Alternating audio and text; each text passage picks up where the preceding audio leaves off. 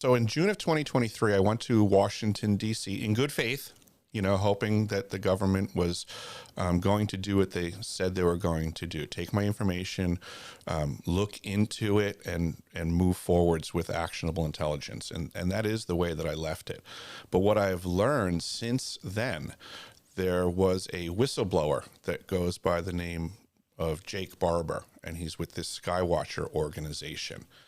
And he spoke on a podcast with Jesse Michaels where he was very clear that when he and his team went to Washington, D.C. in June of 2023, they were there to gather information to help facilitate arrests of the whistleblowers by the FBI.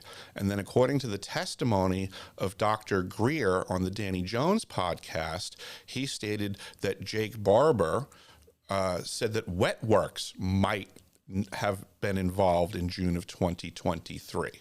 So now here I am, a whistleblower that was apparently targeted by this faction in June of 2023.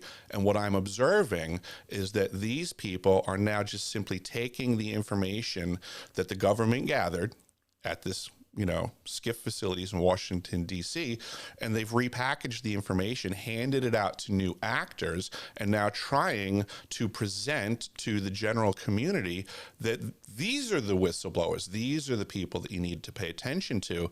And from my perspective, it's an obvious circus. They're controlling the narrative. This person should not be trusted. We don't know who they represented when they went to Washington, D.C. to interfere with the disclosure process. We don't know who they represent now.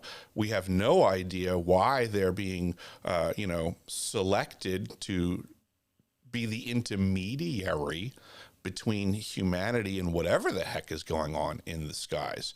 But this is the current state of the union. The minefield of disclosure is that we have fake whistleblowers being supported by folks like Lou Elizondo, Christopher Mellon, government departments like Arrow.